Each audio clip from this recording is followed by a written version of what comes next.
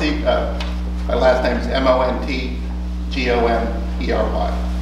I'm Executive Director of the Pinelands Preservation Alliance. We're going to be submitting written comments and reports to the BPU. So I'm just going to try to summarize what we see as the critical points for why the board should not grant the petition. The first is that the proposed pipeline is not necessary or even desirable for safeguarding the region's power supply.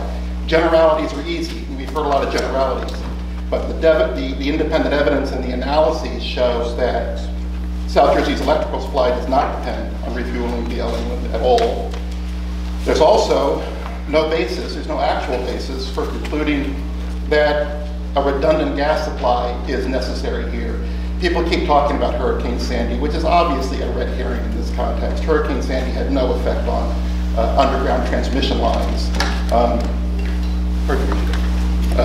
It's a red herring to talk about resiliency in this context in support of the pipeline rather than against it. The pipeline, moreover, is greatly over-designed for the purposes that have been stated by the company. Yet it will cost South Jersey residents, ratepayers, millions of dollars. Atlantic City Electric is carrying out upgrades already to its transmission system that it's doing regardless of what happens with the pipeline. And PJM has said that actually repowering BLE for a full-time plant will require upgrades that are otherwise unnecessary that will also cost the ratepayers money. So the project's going to cost millions of dollars to Atlantic City Electric and South Jersey Gas's ratepayers for no genuine public benefit. It also violates, the route they've chosen violates the comprehensive management plan of the Pinelands, as the Pinelands Commission has already determined. The proposed pipeline doesn't meet Pinelands requirements because it doesn't primarily serve the needs of the Pinelands.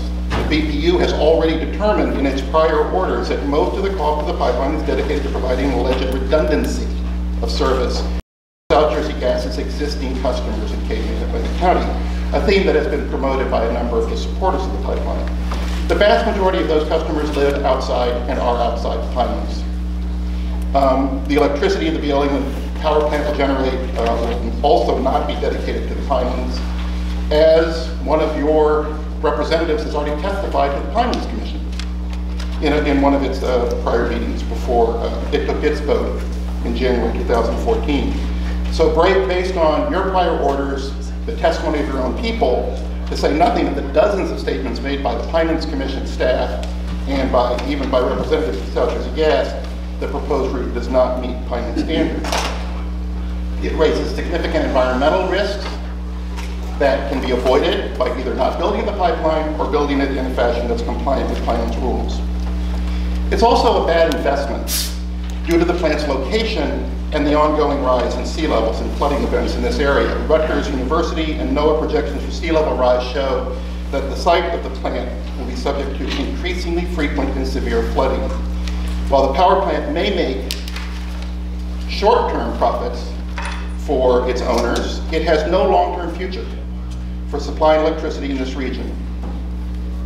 It is funny to hear people talking about this power plant, about making a huge investment in this power plant in the interest of resiliency, given its location. It is not a resilient site, and it should not be the subject for bending Pinelands rules or for forcing ratepayers to make a huge investment in it.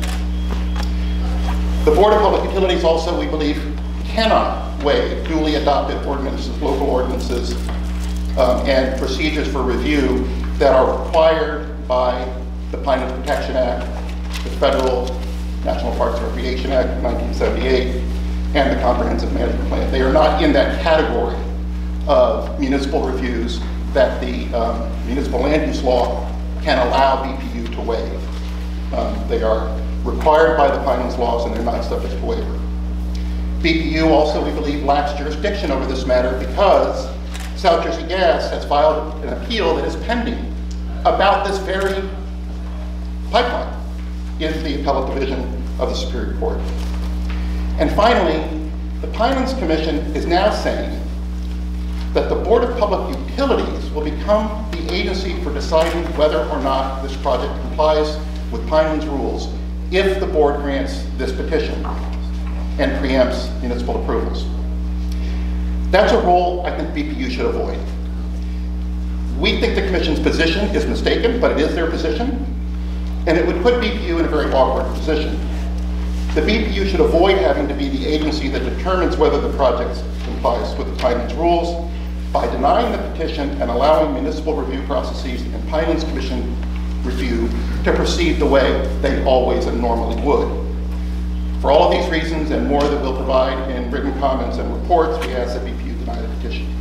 Thank you. Thank you, Mr. Montgomery. Georgina Shandon.